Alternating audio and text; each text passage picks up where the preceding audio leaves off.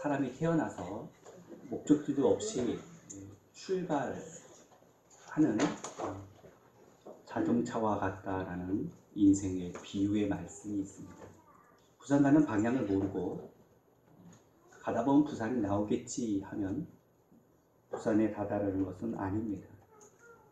좋은 차를 찾다고 부산에 도착하고 경차를 찾다고 부산에 도착하지 않는 것도 아닙니다.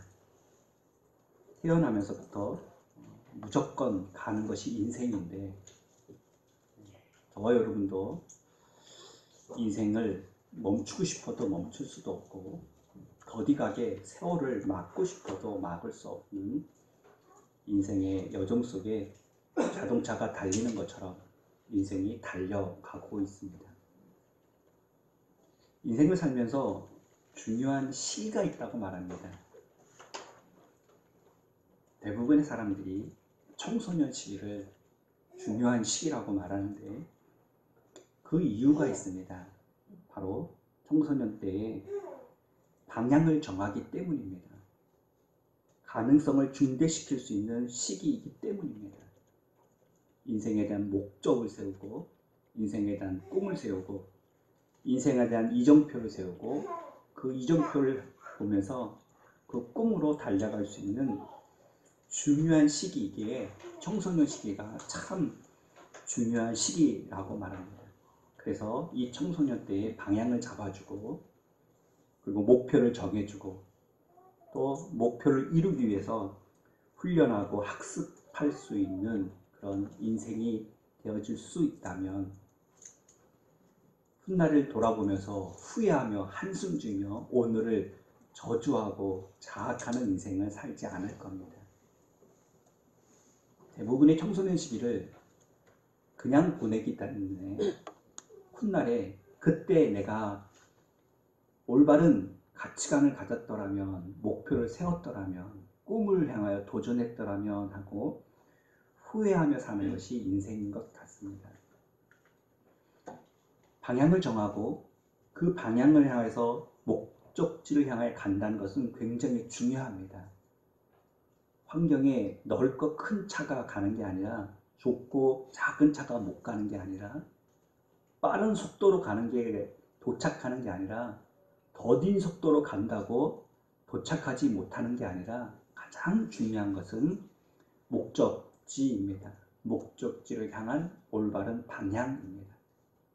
목적지가 분명하다면 그 목적지를 향한 방향이 분명하다면 분명히 그 목적지 안에 도달할 수 있는 것이 작은 차로 간다 할지라도 더딘 속도로 간다 할지라도 분명히 도착할 수 있기 때문입니다. 그런데 세상은 빨리빨리라고 말합니다. 집은 없어도 차가 있어야 되는 세상 속에 살고 있고 남보다 뒤처지기 싫어서 한글을 배우기도 전에 영어를 배워야 되고 가나다라를 쓰기 전에 ABCD를 배워야 되는 세상 속에 선행학습이라는 것이 우리의 일상이 되었습니다. 그러면 똑똑한 아이, 우리 아이는 벌써 말을 해, 한글을 띄었어, 영어를 해, 우리 아이는 벌써 수학 문제를 풀어. 그것이 똑똑한 아이의 척도가 되어버리고 그것을 따라가지 못하면 우리 아이는 평범한 아이가 되어져 버리는 속도가 중요한 시대 속에 우리는 살고 있습니다. 그런데 성경은 속도를 말하지 않습니다. 방향을 말씀하고 있는데요. 목적지가 있느냐. 더 큰 문제는 엑셀레이터를 밟고 가고 있는 그 길에 브레이크가 없는 인생입니다. 신호등이 분명히 경고하는데도 불구하고 사람을 칠 수 있는 위기임에도 불구하고 브레이크를 밟을 수 없다면 직진만 한다면 가는 길에 빨리만 간다면 얼마나 위험한 인생인지 모른답니다.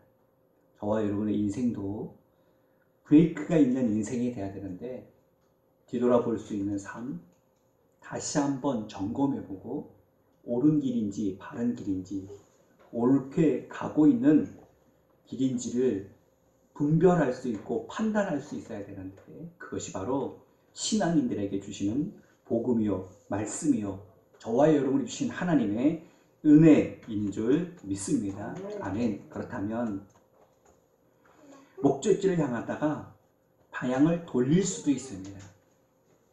그것이 잘못 들어선 길이라면 언제 또 돌아가서 언제 또 다시 시작하나?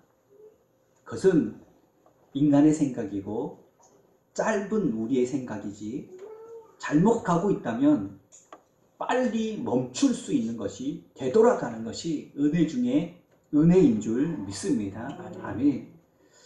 오늘 본문을 통해서 인생의 방향을 정하고 인생의 방향을 돌려야 될 경우도 있고, 또 돌리려고 준비하는 그런 성도도 있고, 또한 가는 길에 이것이 확신에 찬 길인지 아직도 모르는, 확신이 없는 인생의 여정 속에 성도도 계실 줄 압니다. 이런 인생 속에 오늘 주시는 아브라함을 통해서 기도의 제목을 찾아보려 합니다. 인생의 여정 속에서 많은 사람의 영향을 받게 되어지는데요. 특히 청소년 시기에 주변 사람들의 영향을 받아서 훌륭한 사람이 되기도 하는가 하면 전혀 반대로 만나지 말아야 될 사람의 영향을 받아서 정말 원치 않는 세상의 길을 걸어가는 경우도 많이 있습니다. 멘토라고 그러죠. 멘토를 만나게 되어지는데 그 멘토 속에서 선한 영향력, 신앙의 영향력, 거룩한 영향력을 받기도 하는가 하면 정반대로 악한 영향력, 세상의 영향력을 받는 경우도 참 많이 있는 것 같습니다. 열심히 산다고 살았지만 나쁜 길로 가지 않는다고 지금까지 살았지만, 그 인생의 꿈과 목표를 두고 살았지만, 많은 기대와 자부심을 가지고 살았지만 어느새 그저 남들이 가니까 가고 남들과 다를 바 없는 평범한 삶을 살게 되어지는 경우가 많이 있습니다. 오늘 본문의 아브라함이 그랬습니다. 아브라함은 꿈도 많은 사람이었습니다. 남다른 노력도 했습니다. 그런데 지금 아브라함의 모습은 평범한 인생일 뿐입니다.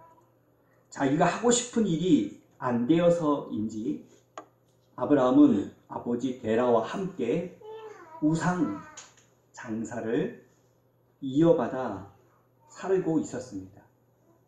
그 나이가 75세였습니다. 무슨 희망이 있겠습니까? 희망이 있는들, 기회가 있는들 어떻게 살릴 수 있겠습니까? 인생에 3번의 기회가 있다고 그러는데요.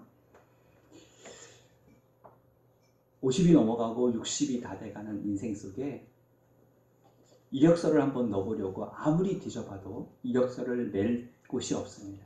받아들이는 곳이 없습니다. 기회를 성취할 힘도 상실한 나이가 지금 75세가 되어버린 아브라함입니다. 더 이상의 기회도 없고, 아마 기회가 온다 한들 이제는 커가는 자식들만 바라보고 자식들이 어떻게 좀 해주기만 바랄 뿐이지, 어떻게 내가 개척하고 내가 이루어 나갈 그런 처지와 형편이 아니었습니다. 문제는 이 아브라함에게는 자식도 없었다는 겁니다.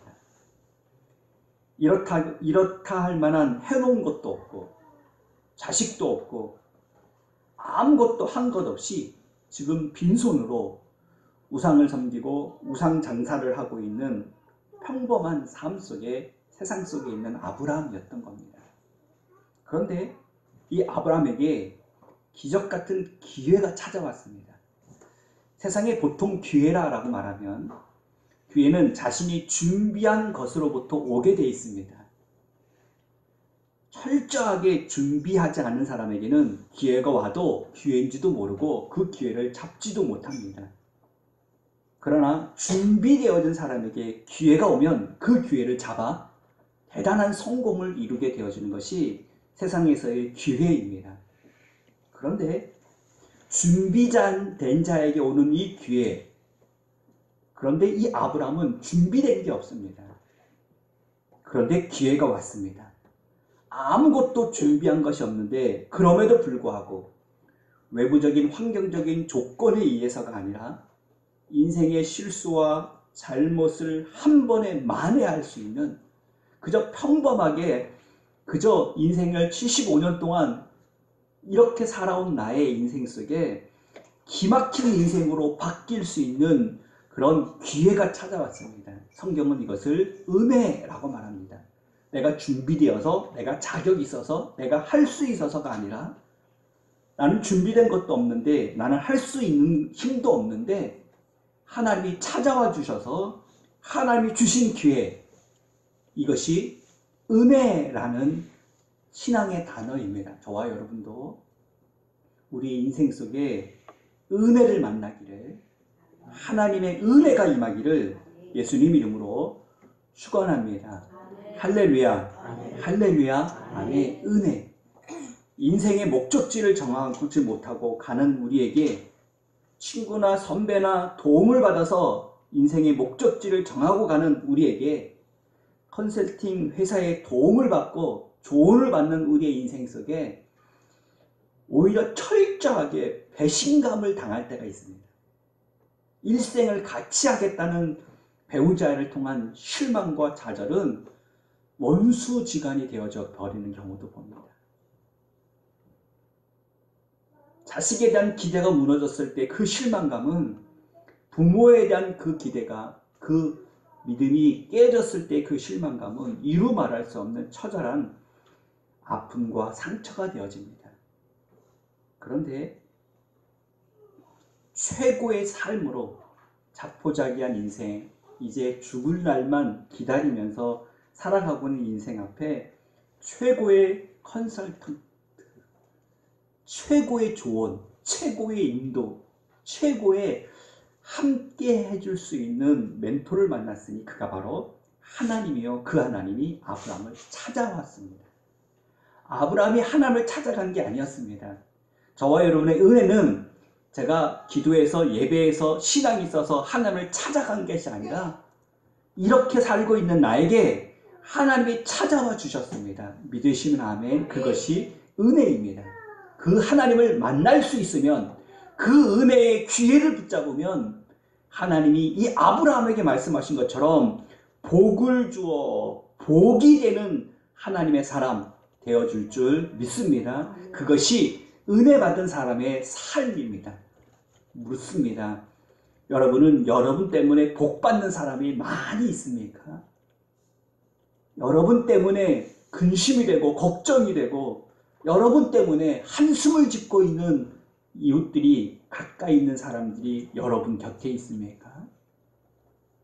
나는 복의 근원입니까? 아니면 나를 통하여 수많은 사람들을 걱정케 만드는 짐이 되고 있는 인생을 살고 있지 않습니까? 때때로 그런 말 하잖아요. 나만 죽으면 될 텐데. 나만 죽으면 남은 사람에게 더 이상은 폐를 끼치지 않을 텐데, 짐은 되지 않을 텐데, 걱정은 되지 않을 텐데, 이런 인생이 저와 여러분의 오늘의 인생이지 않습니까? 이런 인생을 살고 있는 아브라함에게 하나님이 찾아와 주셨습니다. 그것을 뭐라고 한다고요? 은혜라고 말했습니다. 저와 여러분이 은혜 받아야 될 이유입니다. 나 때문에 한숨 짓고 있는 사람이 기쁨의 탄성이 되어줄 수 있도록, 나 때문에 걱정과 근심에 빠져 있는 그들이, 나로 인하여 그들이 은혜 속에 복을 받을 수 있도록 하나님이 찾아와 주신 이 은혜를 굳게 붙잡고 은혜 받으시기를 예수님 이름으로 축원합니다. 문을 두드리고 계십니다. 오늘 찾아오신 하나님, 아브라함을 찾아오신 하나님은 오늘 우리를 찾아오셔서 우리의 인생을 바꾸시겠다고, 우리의 인생에 기회를 주시고 우리의 인생 속에 역사하시겠다고 우리를 찾아와 계신 하나님, 그 하나님을 오늘 예배하는 중에, 말씀 듣는 중에 만나게 되어지기를, 체험하게 되어지기를 예수님 이름으로 축원합니다. 축원합니다. 그 만남이 계속 되어질 때, 그 만남에 감동이 있고 그 만남에 기쁨이 있을 때, 그 은혜 속에 우리의 삶이 지배당할 수 있을 때 우리의 인생은 복의 근원이 되어지는 역사가 임하게 되어질 줄 믿습니다. 그 은혜를 만나고도 그 은혜로 살지 못하면 복의 근원이 되어지는 삶을 살지 못하게 되어집니다. 과연 본문을 통해서 어떻게 아브라함이 이 은혜의 하나님을 만났는지, 아니 어떻게 은혜의 하나님이 이 아브라함을 찾아와 주셨는지 우리도 소망하면서 기도의 제목을 찾으려 합니다. 첫째, 내가 살던 땅을 떠난다는 것은 쉬운 일이 아닙니다. 여러분이 하던 일을 포기한다는 것은 쉬운 일이 아닙니다. 정든 땅, 친구들, 직업, 그 모든 경험들을 버리라고 말하고 있습니다. 강력한 부르심입니다. 너희 본토, 친척, 아비집을 떠나라 라고 말합니다. 75년 동안 한 일입니다. 75년 동안 그것밖에 모릅니다. 별로 이루어 놓은 것은 없지만 그래도 이 땅에 살면서 할 수 있는 일은 이것밖에 없습니다. 그런데 떠나라라는 것은 도박과 같은 겁니다. 경험과 삶이 그대로 녹아있는 이 땅을 떠나라고요. 전혀 가보지 않는 곳에 가라고요. 무엇이든지 다른 일을 시작한다는 것은 먼저 내가 아는 것 위에, 내가 경험한 것 위에 이루어지는 일들이 대부분입니다. 그것을 근거로 해서 새로운 사업도 하고, 그것을 근거로 해서 방향도 모색하게 되어지고, 그 일을 통하여 행하는 것이 세상의 새로운 시작입니다. 그런데 하나님이 우리에게 원하는 새로운 시작은 그 모든 것들을 버리라고 말합니다. 떠나라고 말합니다. 지금까지 경험했던 것, 지금까지 알고 있었던 것, 지금까지 붙잡고 있었던 것, 그것을 놓아야 된다라고 말합니다. 이런 그림이 있습니다. 캄캄합니다. 그런데 실족해서 넘어지는데, 캄캄한 현장 속에 넘어지면 낭떠러지로 떨어져 이제 곧 땅에 부딪히는 순간 죽을 것 같습니다. 그래서 움켜잡았습니다. 나무 뿌리였습니다. 대롱대롱 매달립니다. 그 밑이 얼마나 깊이인지 모르겠습니다. 그러나 분명한 것은 이걸 놓으면 죽을 것 같습니다. 그것이 내 확신입니다. 내 믿음입니다. 하늘에서 소리가 납니다. 살려달라고 부르짖는 기도 속에 응답합니다. 그 손을 놓아라. 그 손을 놓으면 죽는다는 믿음이 있는데, 그것이 내 확신인데 응답은 그 손을 놓으라고 말합니다. 살려달라면 살려줘야죠. 뭐 큰 새를 날려주셔서, 뭐 큰 가제트팔이 나와서 지나가는 사람을 붙여줘서, 내가 생각하는 응답은 그렇습니다. 내가 생각하는 살 길은 그렇습니다. 내가 생각하는 살 길은 손을 놓으면 죽는 길이고, 누군가 지나가다가 손을 내밀어 주든지, 정말 기상천외한 일들이 일어나서 나를 업고 안고 육지로 땅에 내 발을 딛게 하든지. 그런데 기도한 때마다, 기도하면 하늘의 소리는 그 손을 놓으라 라고 말합니다. 캄캄한 밤이 지났습니다. 동이 터왔습니다. 사지가 분별이 되었습니다. 발밑이 보였습니다. 저 낭떠러지인 줄 알았는데 손을 놓으면 바로 닿을 30cm 정도밖에 되어지지 않는 육지가 바로 발밑에 있었습니다. 하나님은 놓으면 산다고 말하는데도 불구하고 우리가 놓지 못하고 쥐고 있는 것이 있습니다. 이거 놓으면 죽을 것 같습니다. 그것이 내 믿음입니다. 내 확신입니다. 그래서 못 놓는 겁니다. 하나님은 놓으라고 말하는데, 이 아브라함이 75세 동안 평생 이루어 놓은 일이 있습니다. 가지고 있는 것이 있습니다. 쌓아놓은 것이 있습니다. 그런데 그것을 떠나라고요. 그런데 이 아브라함이 떠났습니다. 대단한 믿음인 것 같습니다. 나하고는 수준이 다른 믿음인 것 같습니다. 나는 도저히 할 수 없는 순종의 사람인 것 같습니다. 그런데 그렇지 않습니다. 여호수아 24장 2절의 말씀에 보면 우상 숭배자로 우상 장사를 했다고 그랬습니다. 유대의 정승에 의하면 이런 일화가 있습니다.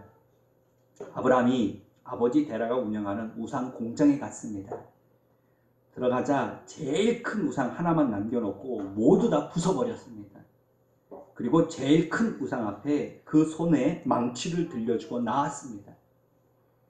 훗날 데라가 우상 공장에 도착하니 모든 우상이 깨져버린 것을 알고 대노를 했습니다. 그때 아브라함이 이렇게 말했습니다. 아버지, 제일 큰 우상을 보십시오. 손에 망치가 있죠? 제일 큰 우상이 다 때려 부수는 모양입니다. 라고 말을 했습니다. 이라일 뿐입니다. 믿음이 있어 보이지만 유대인들이 자신들의 믿음의 조상을 신격화하기 위하여 만든 일화라고 전해지고 있습니다. 아브라함을 불렀을 때 믿음이 없었습니다.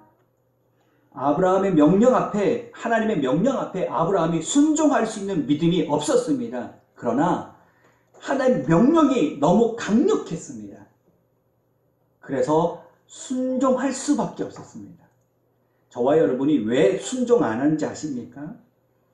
말씀의 권위를 인정하지 않기 때문에, 다시 말하면 하나님의 권위를 인정하지 않기 때문에 우리가 순종의 자리에 앉지 못하는 거지. 말씀을 말씀으로 하나님의 권위를 인정하면 우리는 순종할 수밖에 없습니다. 말씀의 권위 앞에 순종하는 믿음이 저와 여러분이 믿음이 되어야 될 줄 믿습니다. 아멘. 하나님이 아브라함에게 직접 나타나셔서 직접 이야기했기 때문입니다. 저와 여러분이 설교를 들을 때도 마찬가지입니다. 성경을 읽을 때도 마찬가지입니다. 하나님이 직접 나에게 말씀하신 걸로 들려주면 어찌 그 권세 있는 하나님 앞에 우리가 거역할 수 있겠습니까? 아니, 그 권세라는 단어가 무슨 세상의 권위에 찬 하나님이 아니라 아브라함이 지금까지 수많은 신들, 우상들을 섬겼지만 하나님처럼 인자하시고 하나님처럼 사랑이 넘치는 그 권위 있는 말씀은, 강력하게 부르는 말씀은 처음이었습니다. 그러니까 나를 해하려고 하는 권위의 그런 음성이 아니라 정말 나를 사랑하기 때문에 말씀하시는 그 권위, 그 권위를 인정했던 겁니다. 그 권위의 소리를 들렸던 겁니다. 그래서 갈대아 우르를 떠나게 되었던 겁니다. 순종할 수 있었던 겁니다. 두 번째, 하나님의 비전의 말씀을 들었기 때문입니다. 약속의 말씀을 들었기 때문입니다. 너 민족을 이루고 복을 주어 창대케 하리니 복이 될지라. 축복하는 자에게 복을 내리고 저주하는 자에게 저주하리니 땅의 모든 족속이 너로 말미암아 복을 얻을 것입니다. 너무너무 좋았습니다. 결정적인 것은 2절 자손에 대한 약속입니다. 한나가 그렇게 기도하고 울었던 이유가 뭡니까? 사랑 못 받아서요? 아니요. 갑절의 사랑을 받았습니다. 그런데 자식이 없어. 이 한 가지 때문에 늘 울음이 되고 애통이 됐습니다. 그만큼 자식은 귀합니다. 그런데 아브라함에게 자식이 없었습니다. 그런데 하나님이 약속합니다. 자손을 주겠다고, 자손에 대한 축복을 하고 계신데 7절 말씀, 더더군다나 내가 이 땅을 내 자손에게 주리라 하신지라 라고 말합니다. 당시에 부의 척도가 되는 두 가지가 있었습니다. 하나는 자식이고 하나는 땅이었습니다. 오늘날도 뭐 다를 바가 없죠. 부의 상징인 자식을 준다 하니, 땅을 준다 하니 설렜습니다. 비전과 약속이 너무너무 마음에 들었습니다. 그래서 믿져야 본전인데 뭐 이루고 사느니 내가 떠나자라는 결심과 결단을 하게 되었던 겁니다. 하나님 지금도 우리에게 이렇게 약속합니다. 마치 가기 싫어하는 아이에게 엄마가 이렇게 합니다. 가면 순대 사줄 텐데, 가면 떡볶이 사줄 텐데, 가면 상 줄 텐데. 종종 교회 학교 성도들을 대할 때 이런 그런 당근 요법이 있습니다. 성경 통독하면 1년에 성경 통독상 줄 텐데 52주 주일 찬송하면 성미하면 상 줄 텐데 그 약속이 너무 마음에 들었습니다. 그 비전이 그 달콤한 약속, 축복이 이 아브라함을 떠나게 했습니다. 자격도 없고 갈 수 있는 힘도 없는 아브라함을 구슬렸던 겁니다. 당근을 주었던 겁니다. 하나님이 우리에게도 똑같은 방법으로 우리를 부르십니다. 우리에 향하여 말씀합니다. 그런데 당근을 주는 것이 하나님의 목적이 아닙니다. 복을 주려는 것이 하나님의 목적이 아닙니다. 자식을 주려는 것이, 땅을 주는 것이 하나님의 목적이 아닙니다. 과정일 뿐이고 그 복에 따르는 열매일 뿐입니다. 그렇다면 진정한 복 주시마 약속하시고 주시는 하나님의 그 약속은 우리를 그 구렁텅이에서 나오게 하려고 주시는 약속, 비전인 겁니다. 저와 여러분에게도 하나님은 수없는 약속을 합니다. 기복의 신앙이 아니라 그 복을 약속함을 통하여 진정한 은혜를 주시려고, 은혜가 뭐라고 그랬죠? 받을 자격이 없는데 주시는, 찾아오시는 하나님의 역사라고 말씀드렸죠. 신앙생활을 이제까지 저와 여러분이 하고 있는데 이렇게라도 할 수 있었던 이유는 하나님의 이 달콤한 약속 때문입니다. 그 약속을 주신 이유가 있습니다. 천국에 이를 때까지, 구원에 이를 때까지 모든 과거를 버리고 진정한 소유를, 천국을 소유할 때까지 내 모든 고집, 생각, 경험들을 내려놓게 하시려고, 버려버리게 하시려고, 떠나게 하시려고, 진정으로 주님 앞에 새 삶을 살게 하시려고 주시는 약속이었던 겁니다. 저와 여러분에게도 주님은 약속합니다. 말씀합니다. 축복합니다. 믿으시면 아멘. 그런데 그 약속을 믿고 죄에서 나와야, 죄에서 떠나야 진정한 변치 않은 영원한 축복을 누리게 되어주는 줄 믿습니다. 생각해 보십시오. 자녀가 축복이라면 그 자녀가 나보다 먼저 세상을 떠난다면, 그 자녀가 문제가 생긴다면 과연 하나님 주신 복이고 은혜인 건 맞습니까? 자식이 우상되어져 버린 삶을 산다면 은혜로 주신, 선물로 주신 하나님의 축복이 축복 맞습니까? 아니죠. 오히려 죄를 짓는 죄의 도구가 되어져 버리는 거죠. 그러니까 하나님이 우리 자식들을 잘되게 하고 자식끼리 형통하게 해서 진학, 진로, 가정생활 모든 것을 형통케 하게 하시겠다고 약속합니다. 그런데 그 이유는 저와 여러분을 세상에서 떠나게 하려고, 하나님만 앙망하게 하고 불확실하지 않은 진정한 천국을 누리게 하려고 주시는 비전이라는 겁니다. 하나님의 약속이라는 겁니다. 그것이 믿어지게 되어질 때 이 아브라함은 이 본토 친척 아비 집을 떠났습니다. 저와 여러분도 천국에 대한 약속을 믿고 세상 것을 버리고 포기하고 세상 것을 떠날 수 있는 결단이 믿음 안에서 저와 여러분의 삶 속에 나타나게 되기를 예수님 이름으로 축원합니다. 결국 가나안까지 인도하셨습니다. 중간에 하란에 머물렀습니다. 자신의 각오를 버리기가 이렇게 힘들다는 겁니다. 아브라함이 믿음의 조상이 될 때까지 믿음의 건승만 했습니까? 넘어지고 자빠지고 정말 이게 믿음의 사람이야 맞아 라고 말한 죄에 점철되어진 인생이 아브라함 되기까지의 과정이었습니다. 그 과정이 저와 여러분의 오늘의 과정입니다. 과거를 완전히 버리기에 이렇게 어렵다는 겁니다. 쉽지 않다는 겁니다. 아버지 데라가 주도적으로 가족을 데리고 떠나긴 했지만 가나안까지 가지 못하고 하란에 눌러 앉아 살게 되었습니다. 데라를 거기서 장사 지내게 되어진 일이 생깁니다. 왜일까요? 갈대우르를 불러낼 때처럼 아브라함을 다시 하란에서 불러냈습니다. 하나님이 데라를 생명을 걷어가서라도 하나님은 가나안으로 향하게 하셨던 겁니다. 하나님 앞에 아깝다고 집착하고 있는 것이 있다면, 하나님의 믿음의 여정 속에 떠나지 못하고 붙들고 있는 걸림돌이 있다면, 하나님은 그 걸림돌을 제거해서라도, 심판해서라도, 직접 하나님이 없애서라도 반드시 가나안까지 불러낸 아브라함을 아브라함 되게 하셨습니다. 믿으시면 아멘. 그렇다면 저와 여러분 부르신 하나님은 반드시 우리를 포기하지 않으실 겁니다. 믿으시면 아멘. 그렇다면 쥐고 있는 것을 잘라서라도, 끊어버려서라도 하나님은 천국으로 인도하실 겁니다. 죄를 짓거든 잘라버려서라도, 뽑아버려서라도 천국 가는 것이 옳으니라 라고 말한 것처럼, 하나님이 그래 너 그래라 그런다 너 포기한다 라고 했다면 독생자 예수를 이 땅에 왜 보내셨겠습니까?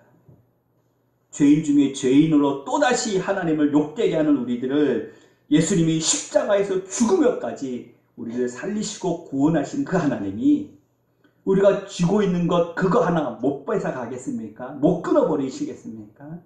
지금 하나님은 떠나지 못하고 있는 하란의 생활 속에 데라를 데려가셨습니다. 그래서 그 길을 또다시 떠날 수 있는 결단을 하게 하셨습니다.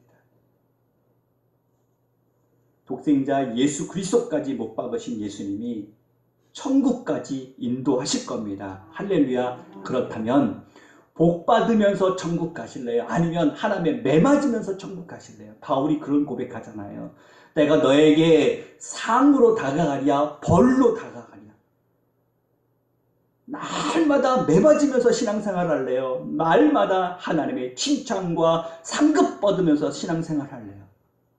분명히 하나님은 신앙생활 하게 하실 텐데, 분명히 하나님은 천국까지 인도하실 텐데, 아브라함은 또다시 매맞고 정신 차려서, 그리고는 또다시 하나님 앞에 머물러 버리는 세상 삶 속에서 또 매맞고 또 정신 차려서 하나님 앞에 나아갔던 인생이 아브라함의 오늘의 모습이니 어떻게 믿음의 조상입니까? 이게 어디 나하고 다른 믿음입니까? 오늘 저와 여러분의 믿음하고 똑같습니다.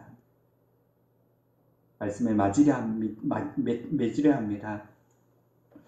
이 땅을 내 후손에게 주리라 약속하셨습니다. 같이 한번 고백해 볼까요? 시작. 이 땅을 내 후손에게 주리라 라는 약속입니다. 그 약속을 이루는 것이 바로 2절 말씀, 너로 큰 민족을 이루고 내게 복을 주어 내 이름을 창대케 하리니, 다 같이 너는 복이 될지라. 시작. 너는 복이 될지라. 시작. 너는 복이 될지라. 아멘. 왜일까요? 복받으라고 말하는 말씀이 아닙니다. 사단의 손아귀에서 왜 우리를 끄집어내신 겁니까? 왜 이토록 포기 아니하시고 왜 인도하시는 겁니까?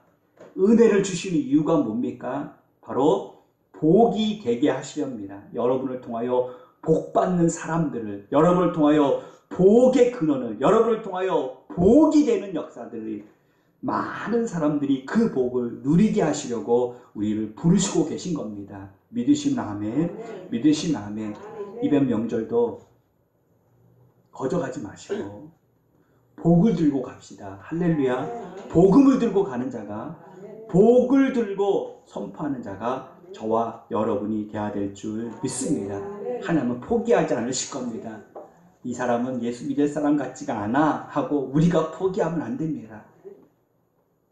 하나님이 포기하지 않으면 반드시 하나님이 부르실 겁니다. 나 같은 사람도 불렀는데요. 나 같은 사람도 포기하지 아니하시고 또 이렇게 붙드시고 계신데요. 나 같은 사람도 하나님이 버리지 아니하시고 또 이렇게 은혜를 주시는데요.